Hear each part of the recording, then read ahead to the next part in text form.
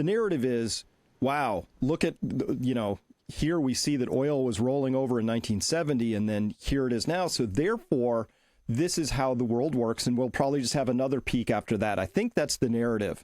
And I consider this a chart crime because this is the actual chart from Art Berman that we should be looking at.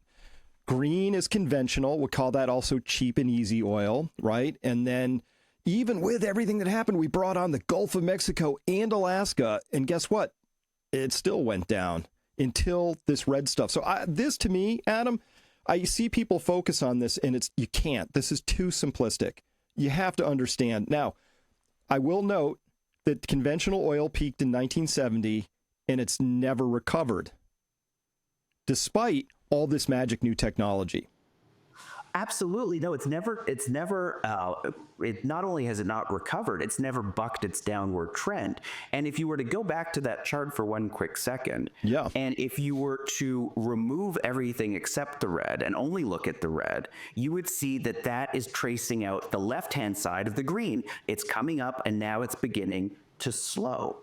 And all the principles that you could apply to the conventionals, you can apply to the shales. And we've known that. And this is where I think the investor community's really gotten things wrong. We've known that since 2012, because in 2012, the first two shale basins, which is the Barnett and the Fayetteville in Texas and Arkansas, respectively, they peaked and rolled over. So we know that these things do peak, but no one learned that lesson because those were just like the opening salvo of the shales. We brought on the Permian after that, the Bakken, the Eagle Ford, the Marcellus. It overwhelmed the Fayetteville and the Barnett, but we could still study those fields and make some conclusions and some extrapolations. And one of the things that we realized is two things, really. First was that we thought that the shales would follow the same trajectories as conventional. And second is that upon closer inspection, they actually peak and roll over a little earlier in their life cycle. So if conventional rolls over once half the reserves have been produced,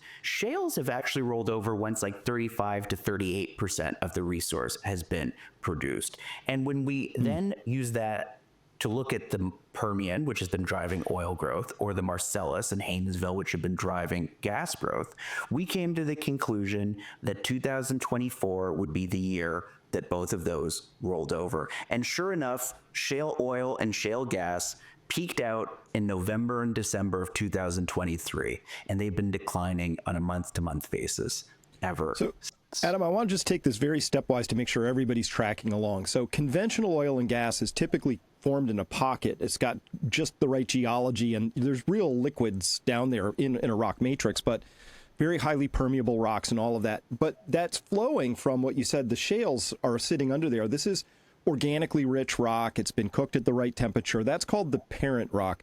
I just want to be clear in case anybody's thinking, well, we went from the child to the parent. There must be some grandparent behind the scenes. This family tree only has two branches. Is that correct? That's right. What happens is organic matter gets deposited on a seabed floor, and it gets covered and it gets cooked. And all of that organic matter is basically long chains, everything else gets cooked off, and what you're left with are long chains of hydrogen and carbon put together. That's a hydrocarbon. That's why it's called a hydrocarbon. And depending on how long you cook it for and under what temperature and pressure, it starts out as basically, the equivalent of like peat moss type of, gunk. And then it eventually boils down to oil, first tar, then oil. And then eventually the purest is natural gas, which is just, the shortest hydrocarbon string that you can get. Over time, and the rock that's cooking in is effectively, you can think of it almost like concrete or cement. So concrete and cement, you don't think of it as porous and permeable, but it actually can absorb water for sure. It just doesn't do it in the same as like a sponge would do it, for instance. And so you have within this cement moisture in the form of hydrocarbons and some water. And over time, that begins to very slowly migrate out of that cement. And whenever rock is around will determine what happens next. If it is just permeable and porous rock without any type of a trap on top, it'll eventually seep all the way to the surface. And we have seen lots of surface expressions of oil and gas over the years.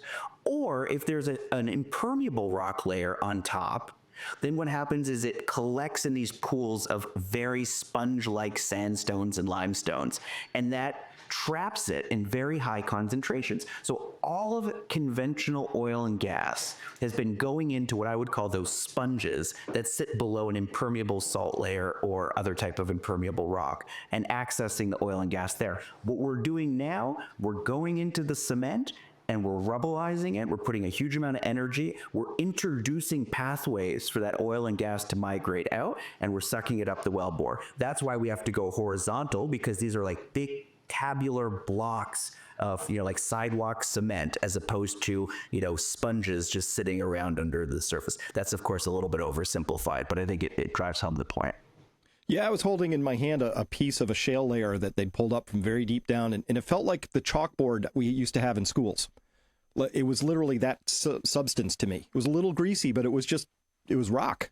That's right. And so like. there is hydrocarbon in there, but it's not the same as something that can soak it up. And so we have to go in, we rubbleize it, we introduce these pathways for the hydrocarbon molecules to flow, and we pump like hell.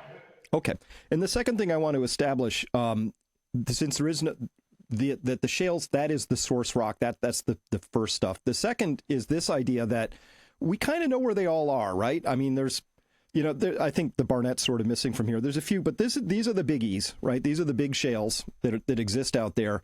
And I just wanted to show people that the Haynesville and the Appalachia, which is the Marcellus up there, those are principally gas, right? Because as you said, those got cooked down to the single molecule, precious molecule.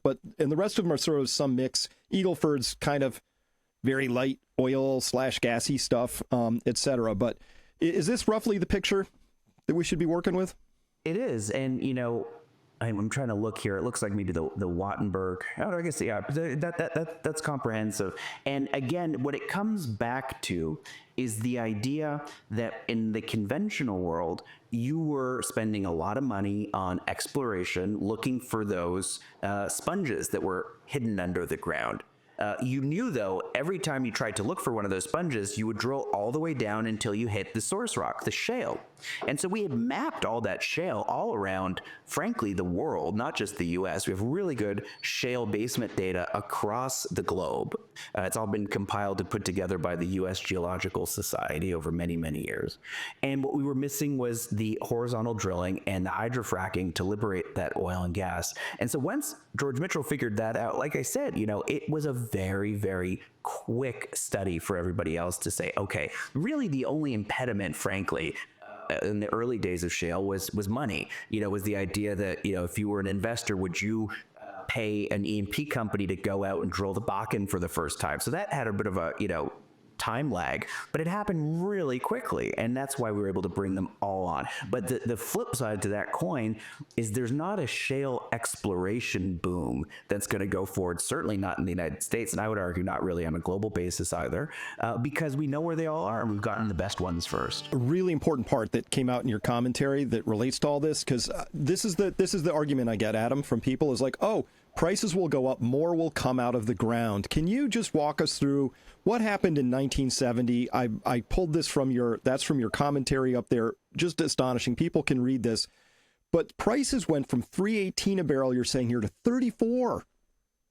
I mean, let's just put this in context. That's going from 70 to 700, And let me just couch that a little bit. Prices rose tenfold, but from the lows. And I suspect if you look back on this cycle, the low probably would be 20 on a monthly basis during COVID. Okay, all right, that's fair.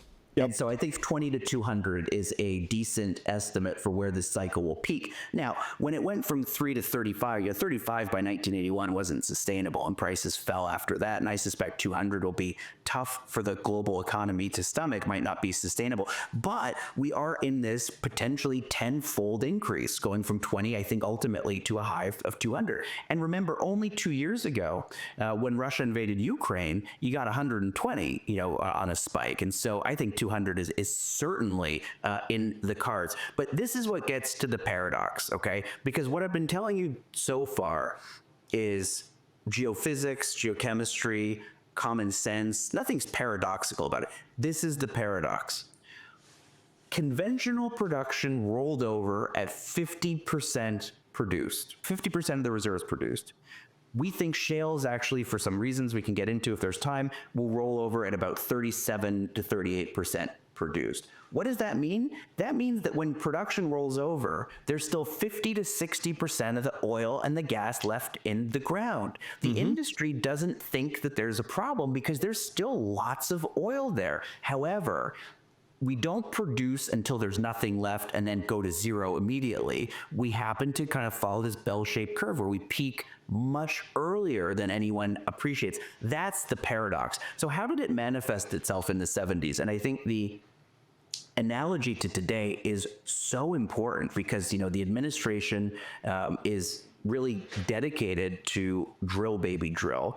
The three arrows, one of the three arrows is adding 3 million barrels a day of oil equivalent. Now, they didn't say equivalent, so I think they sort of hedged their bets there a little bit because there's some gas in there too. But nevertheless, I don't think that's going to be achievable either. So what happened, and why do I think this analogy is so pertinent? Well, in 1971, following the first Arab oil embargo and the gas lines in the United States, there was a huge push by the administration to relieve our dependence on international foreign oil. Right? The conventional production had just rolled over. That was sort of new for us. We had been used to ever increasing production. It just had rolled over. Saudi turned off the tabs following the Yom Kippur War in Israel and the US's involvement there. And Nixon launched Project Independence. We were going to regain our energy independence, and there was, you know, this one, at that point, 1 or 2 year sort of peak and flattening and slight decline. That was nothing to worry about. We were going to get back after it. Maybe we got complacent. Maybe prices weren't high enough. Maybe regulation was too high. All the things, you know, that are true today. And so he announced a number of initiatives to help the oil and gas industry. He made it very easy to permit new wells. He made it very easy to get pipelines in place to help deliver that oil.